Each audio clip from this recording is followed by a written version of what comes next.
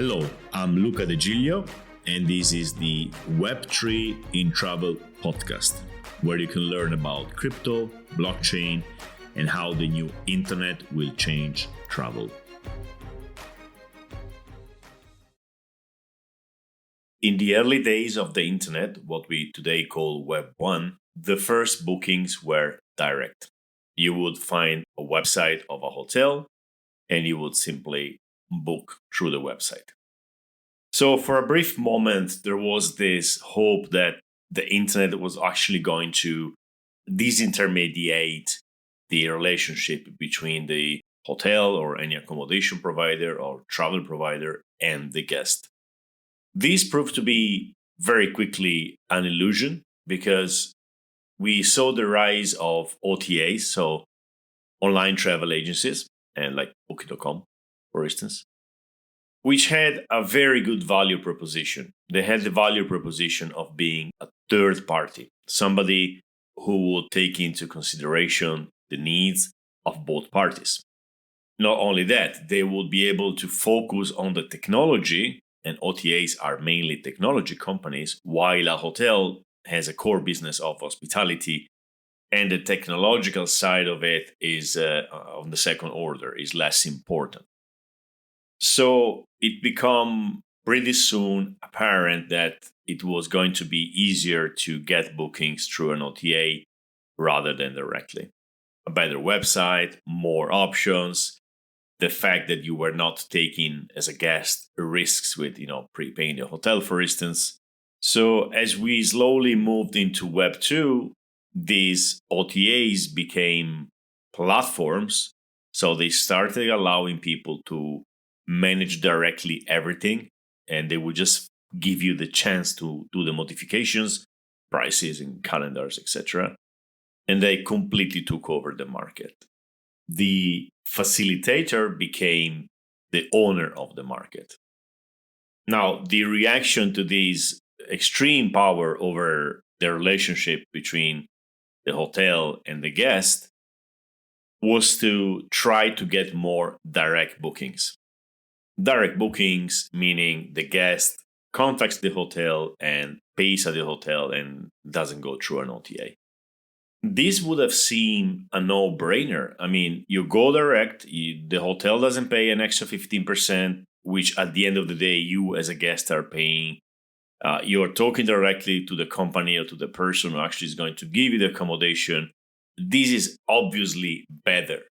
So why direct bookings are still the minority of bookings compared to OTA bookings?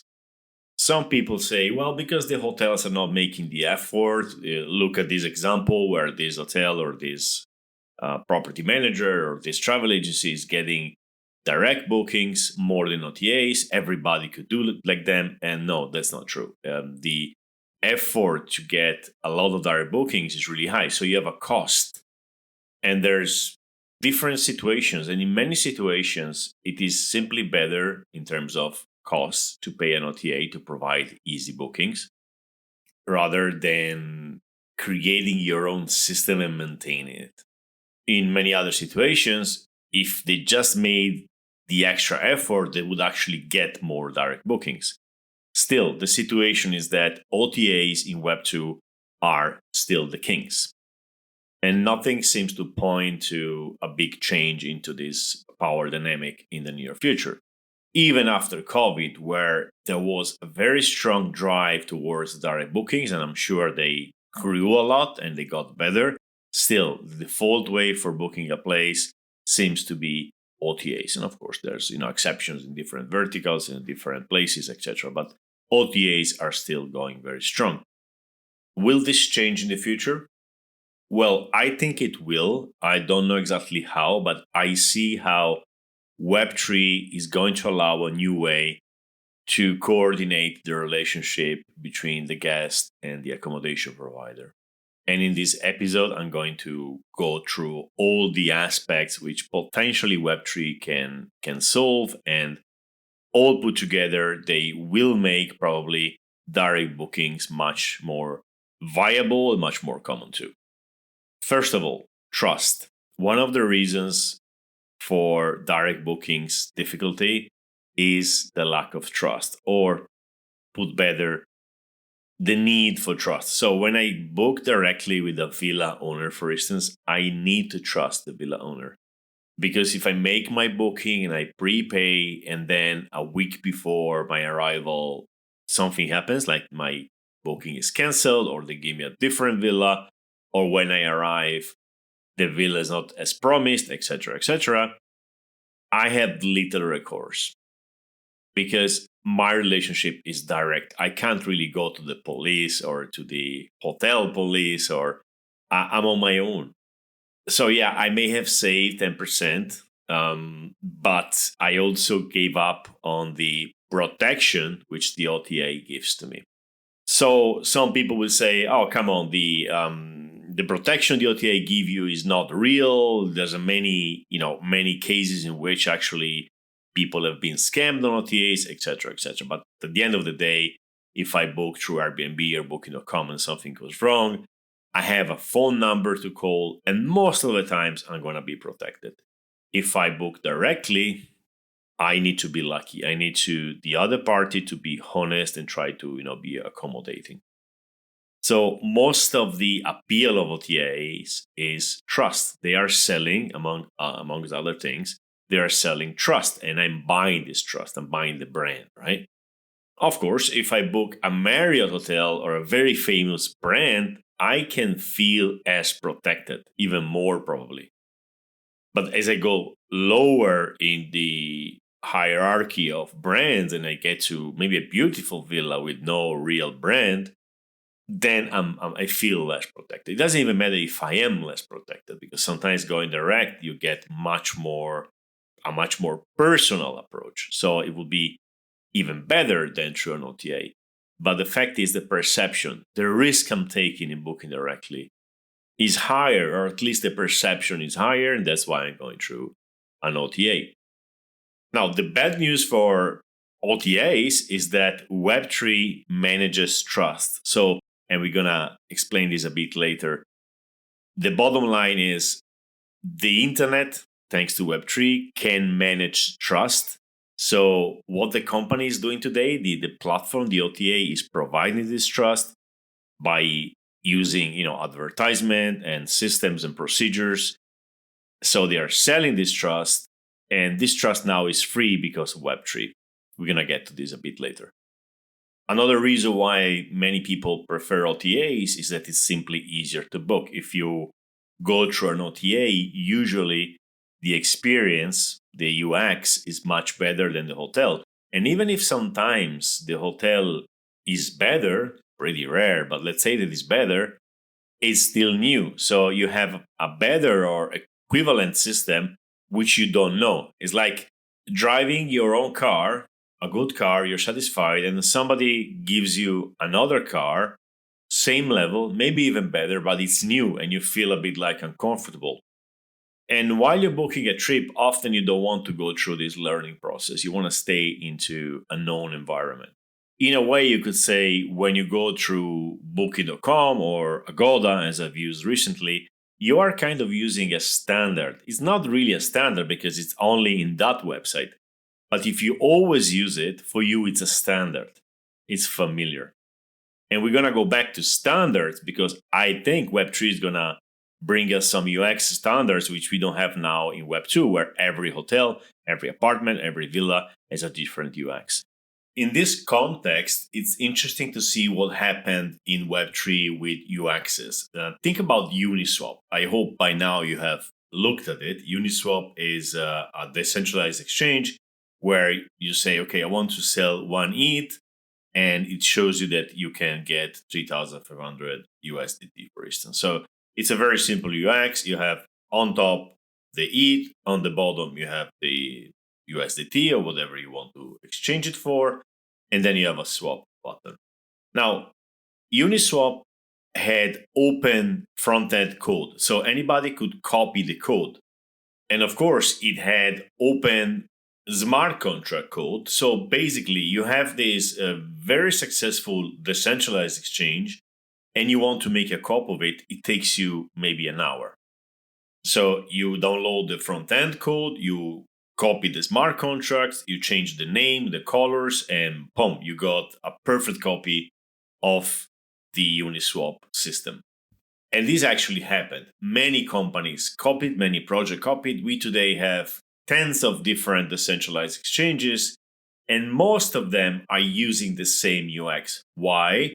Well, why would you change it when people are used to it? It's already, Web3 is complicated. So if you have one thing which is easy because people have learned to use it, don't change it. And you can wonder, well, Uniswap must have been damaged by this. No, on the contrary, the whole DEX started with a website and it became an industry. And Uniswap is the first in this industry, the decentralized exchanges, or at least that kind of decentralized exchanges, which are called AMM, automatic market making, decentralized exchanges. So today in Web3, if you want to do a swap, you already know how to do it. And most websites are going to give you the exact same kind of experience. Compare this with booking a place, a villa or a hotel, and going in different websites. They are all different. There is no standard.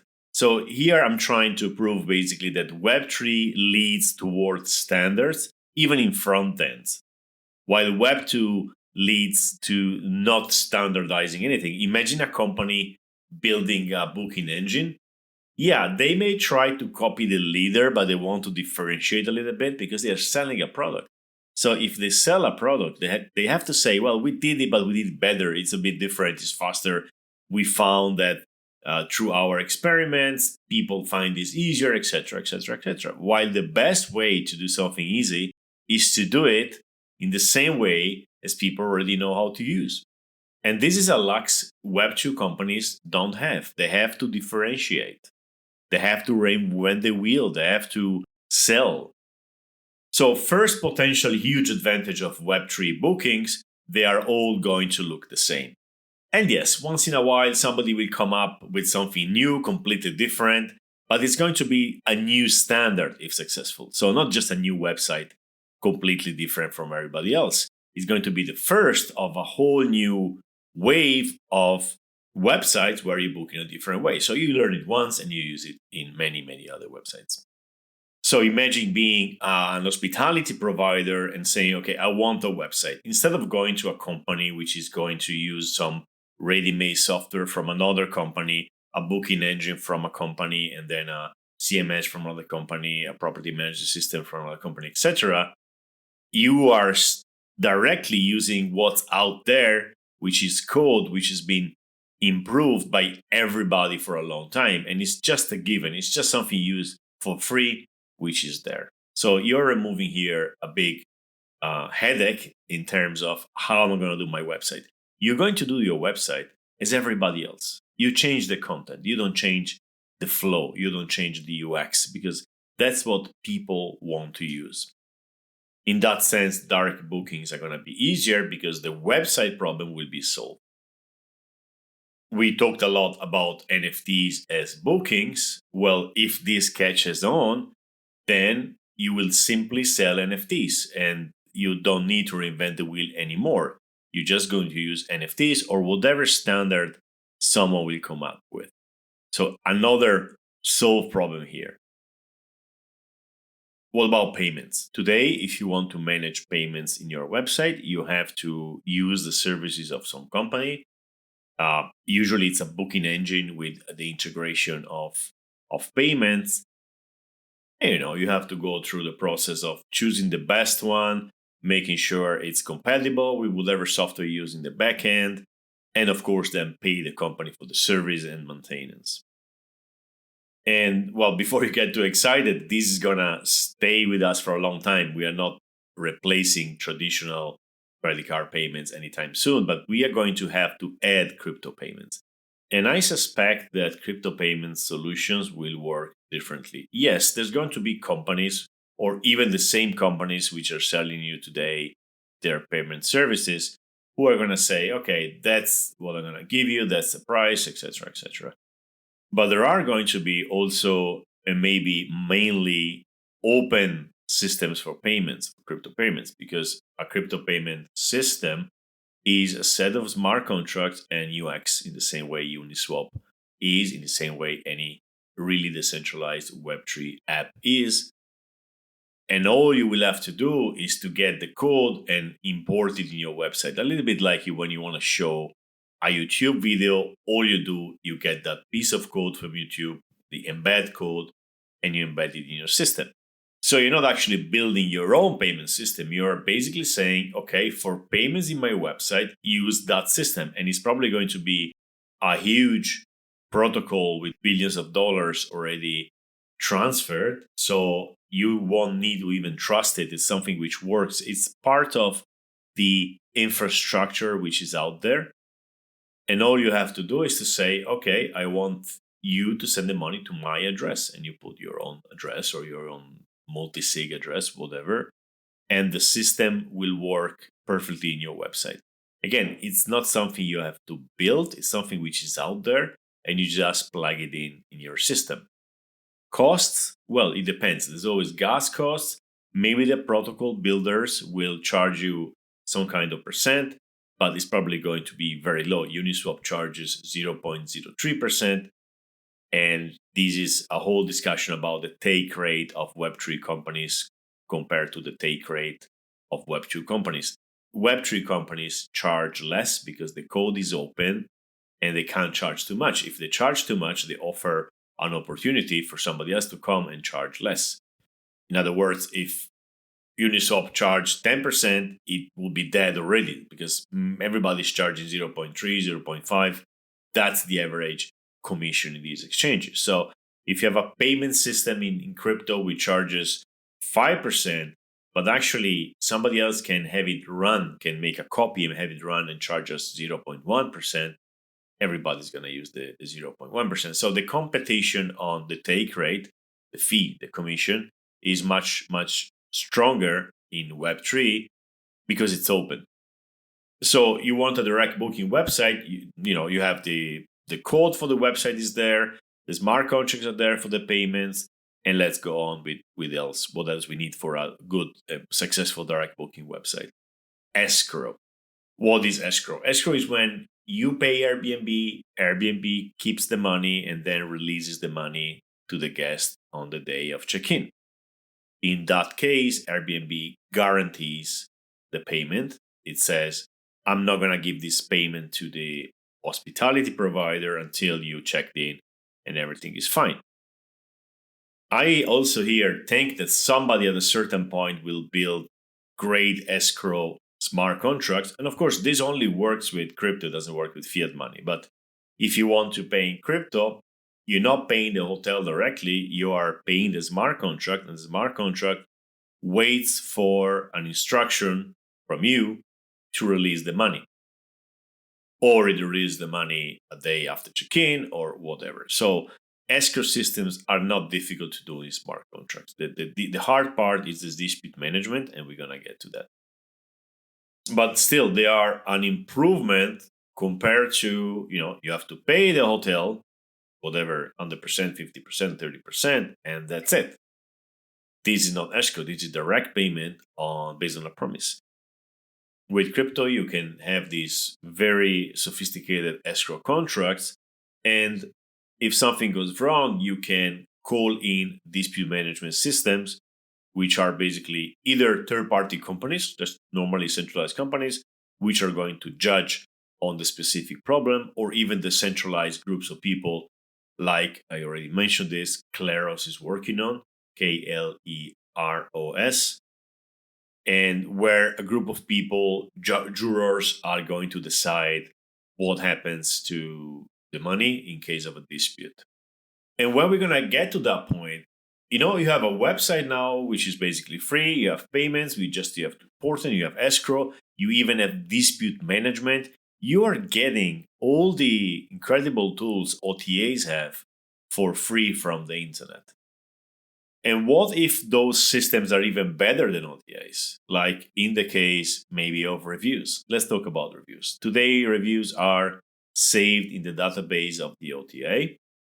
And if you are a guest and you write a review in Airbnb, this review is not displayed in your account when you go on booking.com. So imagine you have a long track record as a great guest. You've been very nice. You took away the trash before leaving. You made all these efforts.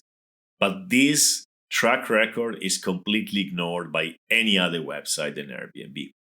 Now, what about a review system where the review is connected to your account and not the OTA? So if you're a good guest, you're going to be considered a good guest everywhere else. And you're going to get maybe better deals because now the systems can actually open, for instance, certain kind of accommodations or certain kind of dates only to guests with a certain level of reviews.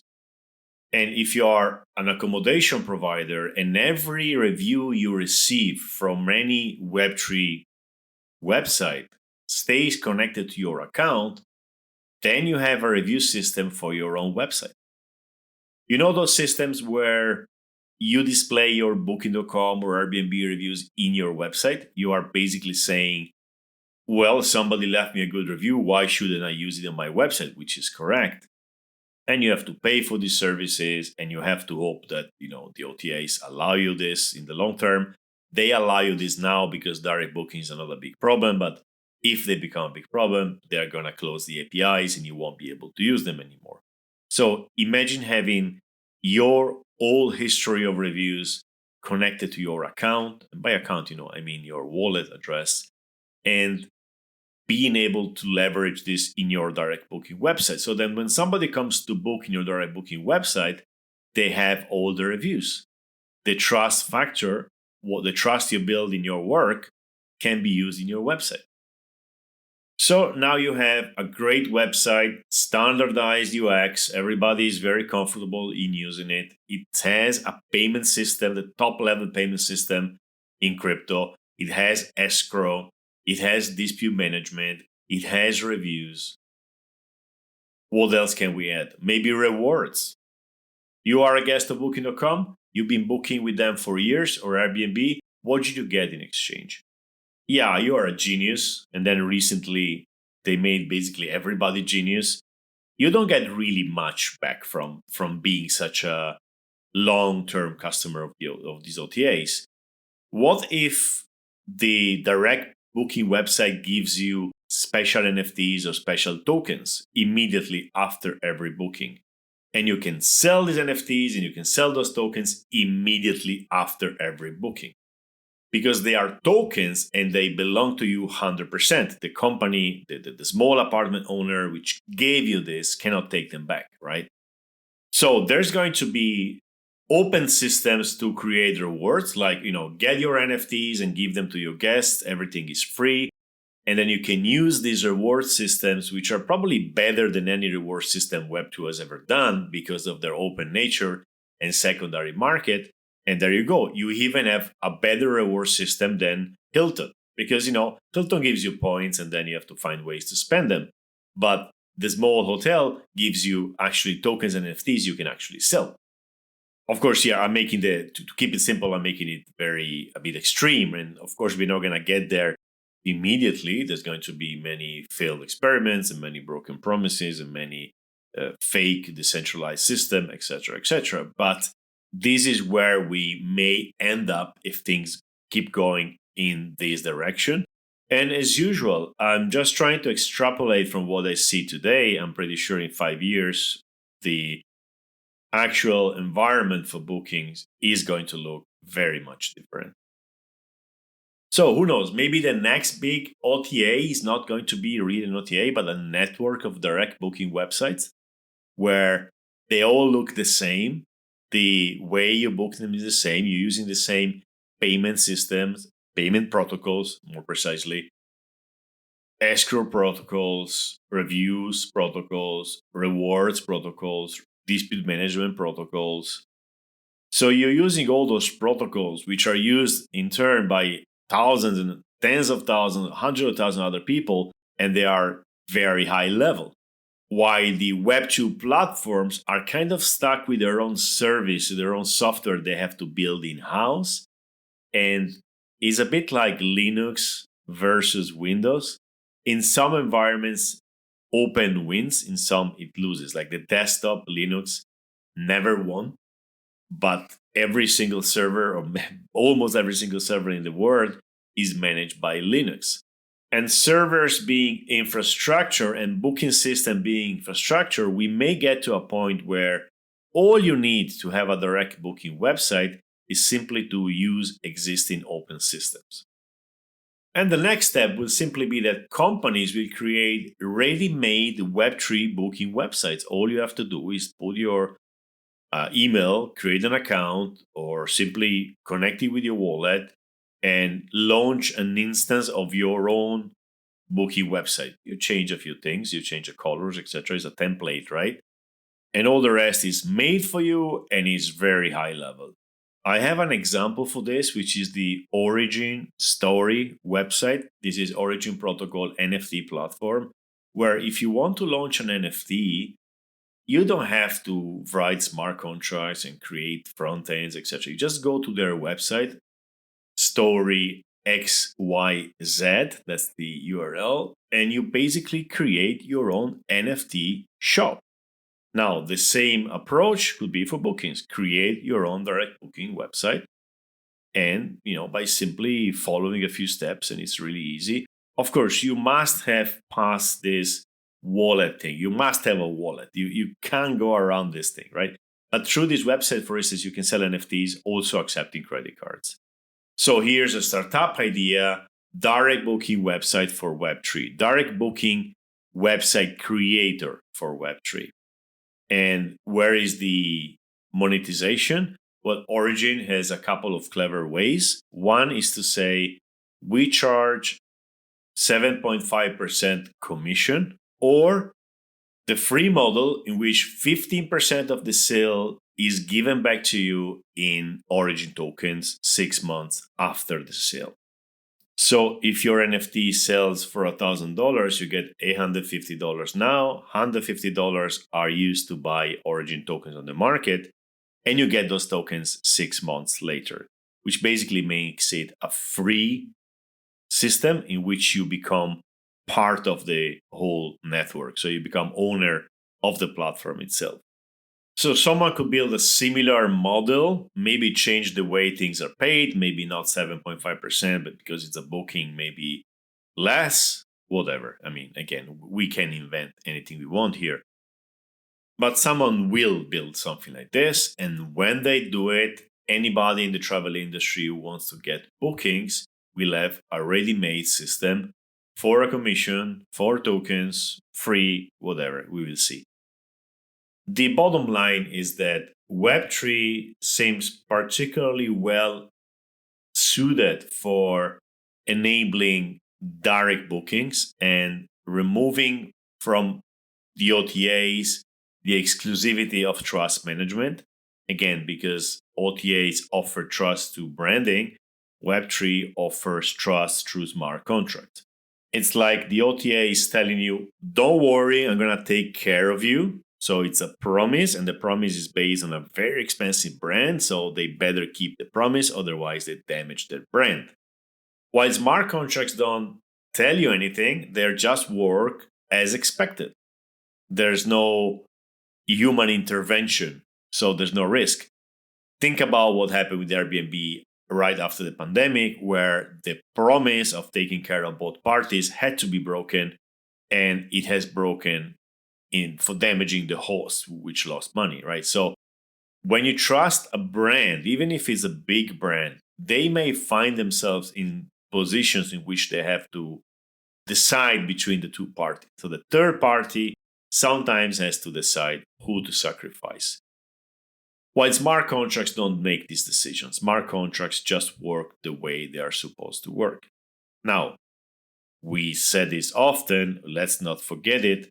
Smart contracts introduce smart contract risk. If this beautiful escrow system, which is holding $20,000 of yours, gets hacked, your money is gone. So you're going to have to learn when protocol, a smart contract, is safe and when it is not. And I talked about this before, but I really want to repeat this. Usually is when it has a certain history without being hacked, and a certain amount of money. So if it has a lot of money and it's not been hacked for a long time, it has a higher security probably than some new contract with little money and not many months of life, because it means it's not been hacked yet because there's not enough money to steal, right? So people are not even making the effort.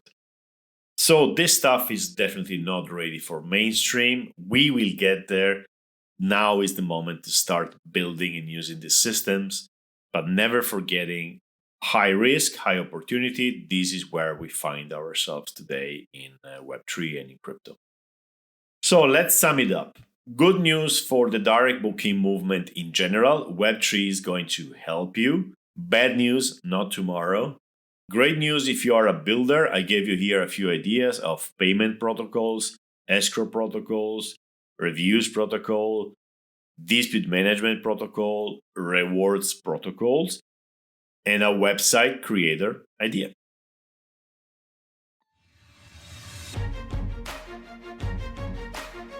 All right, this is the end of today's episode. I really hope you enjoyed it.